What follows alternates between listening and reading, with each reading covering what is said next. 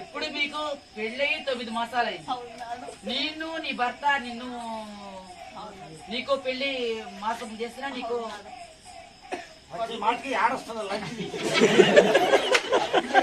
అప్పుడు ఎలా ఎందుకని గొడవ వచ్చింది?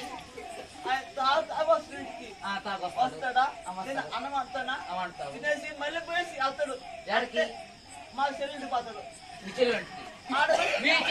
మీ చెల్లి కాడికి ఎందుకు పంపిస్తున్నాను? నేను పంపిస్తున్నాడా? అత్త వెళ్తాడు మేడం. పోయేసి ఆడ పొద్దు పోతాడు మేడం. మీ చెల్లి ఇంటికి పోతాడు.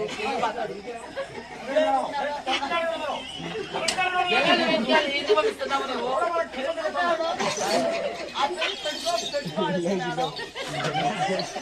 అమ్మాయి పేరు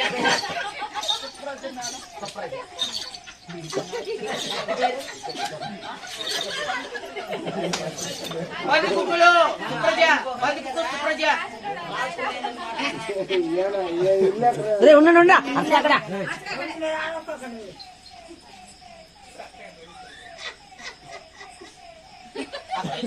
అక్క కాపరాని నువ్వు తీస్తారంటావే?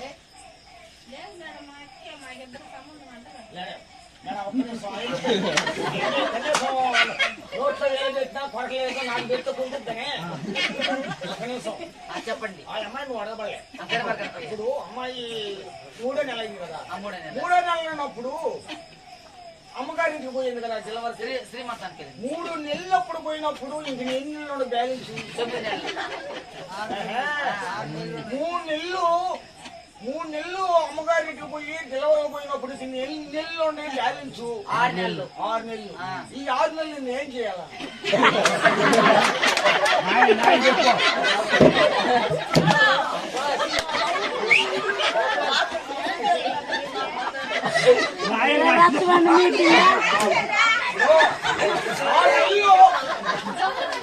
ఇప్పుడు వచ్చేది 9 నెలలకి వచ్చేది డెలివరీ. 3 నెలలు పోయినప్పుడు 6 నెలలు నేను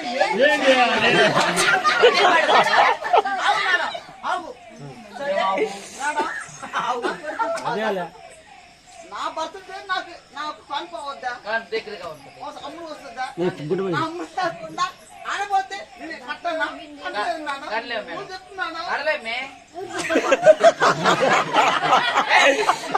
నువ్వు నీ భార్యతో వెళ్ళొచ్చు కదా మేడం. ఇప్పుడు ఆ అమ్మాయికి న్యాయం చేశా.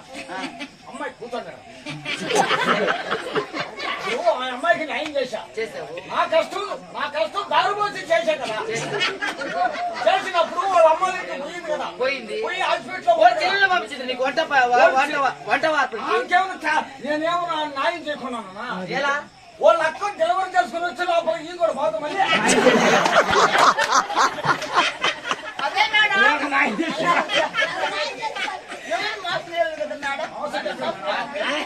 దాంట్లో మాసమే లేదు. చాలా మూసుకోవచ్చా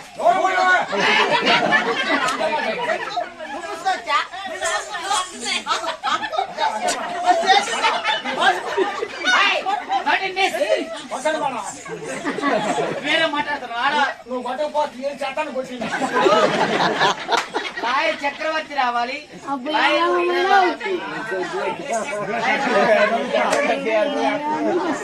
చక్రవర్తి ఫోన్ చేయవా?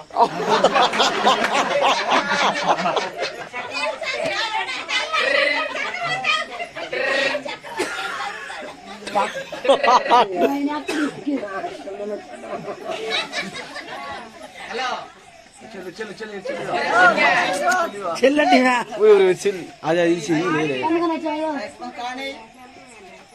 మళ్ళీ అమ్మా. హలో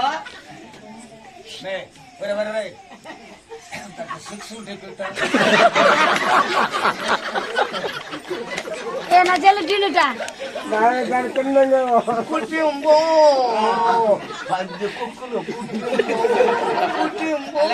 హలో హలో నేను రోజా మేడం మాట్లాడుతున్నాను. మేడం చక్రవర్తి గారు నేనే. ఇక్కడ గడపర కనపయ్య వనమ్మ వాళ్ళు గొడవని తీర్చాలంటే రా. ఆహా, సరే సరే. ఎలా కేసు వచ్చిందా? త్వరగా సరే. డాక్టర్ సుందరం వాళ్ళు తీర్మానం చేయాలంటే మేడం భలే ఇసుక ఉంది. పదైన మాట అది గవర్నమెంట్ మాట తీర్మానం చేయాలంటే వాళ్ళు ఇసుక ఉంటాయి